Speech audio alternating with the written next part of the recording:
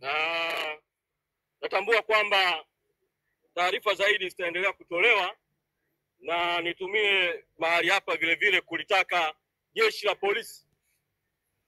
na jeshi la uhamiaji, idara ya uhamiaji, kwa pamoja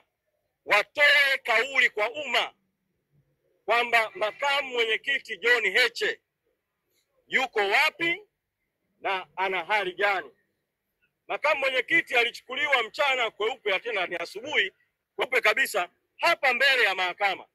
na alichukuliwa na polisi na alichukuliwa na gari la polisi.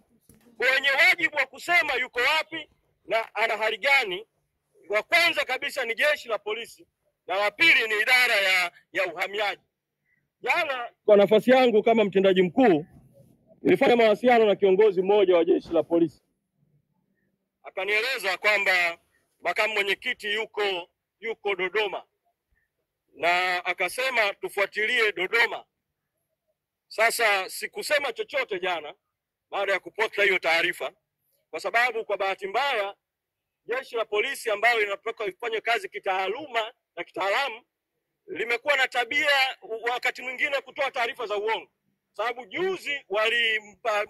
mkurugenzi wetu wa sheria na haki za binadamu wakili Gaston Garubimbi, walimpa taarifa kwamba makamu mwenyekiti Heche yuko, wanampeleka Tarime, kwamba wamempeleka Tarime, lakini kumbe walitoa taarifa za uongo. Walipopokea taarifa ile jana, tuliamua kwanza tuifanyie kazi kwa kina, wakati tukilitaka bado jeshi la polisi litoe taarifa, na jana usiku tukapata hakika kwamba yuko Dodoma, na akaweza kufikiwa na mmoja wa wanafamilia, na leo tukafanya tena ufuatiliaji kuhakikisha kwamba anapata haki zake zote inavyostahili. Toka asubuhi tulituma wakili, alikuwepo pale na hakupewa haki ya kumuona katika kituo cha polisi ambacho jana mpaka usiku alikuwepo, mpaka inafika saa 8 mchana wakili alikuwa hajapewa nafasi ya kumuona. Baadaye tukiwa tunaendelea na shauri hili tulikuwa tunaendelea sasa, nimepata taarifa kwamba idara ya uhamiaji, na nasema haya kwa sababu mamlaka zinazotakiwa zitoe taarifa mpaka sasa hazijatoa taarifa, kwamba idara ya uhamiaji afisa wao amefika pale kituo cha polisi